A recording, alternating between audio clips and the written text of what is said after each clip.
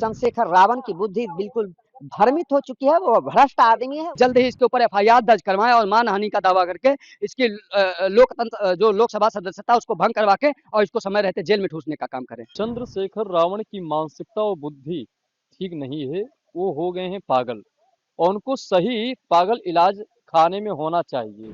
देखिए, नगीना के सांसद चंद्रशेखर रावण की बुद्धि बिल्कुल भ्रमित हो चुकी है, वो भ्रष्ट आदमी है, वह स्वयं अत्याचारी, पापाचारी, दुराचारी आदमी है। ऐसे दुराचारी आदमी जो हमारे जगत गुरु भगवान पद प्रतिष्ठित श्री रामभद्राचार्य जी के ऊपर इस प्रकार का अपशब्द का प्रयोग करना अत्यंत दुर्भाग्यपूर्ण है, निंदनीय है। इसकी जितनी निंदा की जाए उतना कम है। मैं देश के यशस्वी प्रधानमंत्री से, उत्तर प्रदेश के यशस्वी मुख्यमंत्री से मांग करूंगा, जिन्होंने संतों ने समाज के लिए, राष्ट्र के लिए, राष्ट्र की एकता के लिए, राष्ट्र की अखंडता के लिए सदैव तत्पर रहते हैं, परोपकाराय साधूनां परपीड़ाय च, इस प्रकार की भावना रखने वाले ऐसे महापुरुषों के ऊपर इस प्रकार का अभद्र भाषा का प्रयोग करना, अंधा कहना, पापी कहना कितना दुर्भाग्यपूर्ण है। संपूर्ण हिंदू जनमानस से और राष्ट्र की एकता के स्रोत में पिरोने वाले ऐसे महापुरुषों को करेगा इस प्रकार का टिप्पणी करेगा तो हम लोग कतई बर्दाश्त नहीं करेंगे और ऐसा मांग करूंगा कि कोई कठोर कार्रवाई इसके ऊपर होनी चाहिए। कोई ऐसा कठोर कानून आए जो इस प्रकार के हमारे पूज्य संतों के ऊपर, सनातन के ऊपर कुठाराघात करेगा, उसके ऊपर दंडात्मक कार्रवाई होनी चाहिए।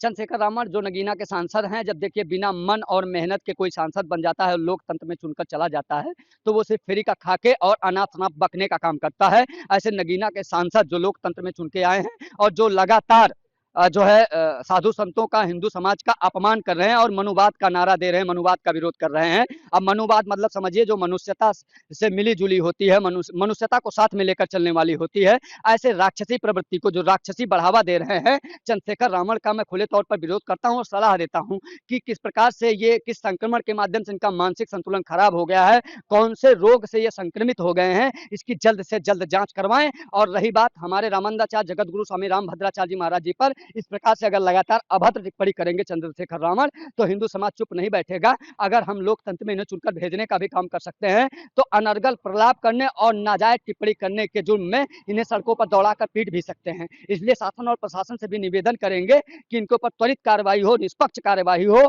ऐसे लोगों को सुनने के लिए हिंदू समाज बाध्य नहीं है और जबरन हम इन्हें नहीं सुन सकते हैं कि हमारे हिंदुओं का, हिंदू धर्म गुरुओं का, सनातन का, हमारी परंपराओं का विरोध करेंगे। मैं नहीं मानता हूं कि इसकी मानसिक संतुलन ठीक है। इसको किसी मेंटल हॉस्पिटल में भर्ती कर ठीक ठाक डॉक्टर से दिखाने की आवश्यकता है और प्रॉपर दवा लेने की आवश्यकता है। किस तारीख को रामनगरी अयोध्या में बुद्ध संमेलन करने जा रहे हैं, क्या होगा?